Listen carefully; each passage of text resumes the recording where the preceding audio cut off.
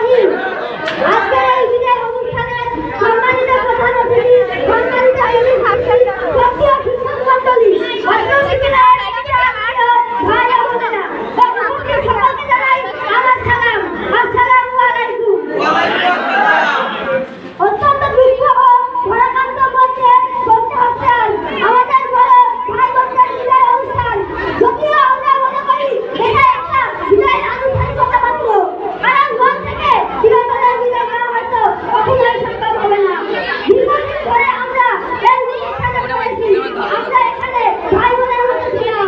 আপনাদের অনুসরণ করে আমরা এগিয়ে গিয়েছি, আপনাদের জীবন আমরা অনেক কিছু শিখেছি। এজন্য আমরা আপনাদের কাছে চিরকৃতজ্ঞ। কিন্তু থাকা সত্ত্বেও আপনাদেরকে আজ বস্ত্র প্রতিষ্ঠান থেকে বিদায় নিতে হচ্ছে। এই বিদায় ভাবনাটি উৎসব করতে বিদায় করবার করে উঠতে পারবা। একটু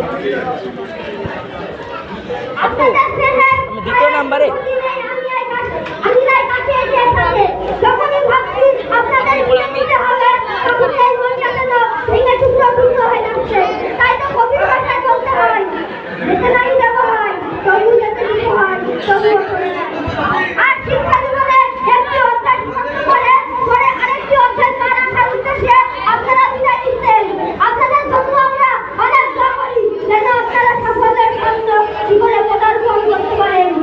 আপনারা ভবিষ্যৎ যেন শিক্ষা জীবনে আরো উন্নতি করে দেশ ও জাতি গঠনে ভূমিকা রাখতে পারেন।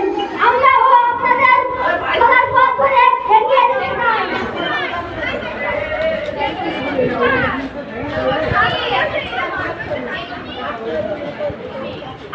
আমাদের কোনো আচরণে আপনারা যদি কোনো কষ্ট পেয়ে থাকেন বা আমরা ছোট কোনো বড় ভুল করে থাকি, তাহলে আমাদেরকে ক্ষমা করবেন।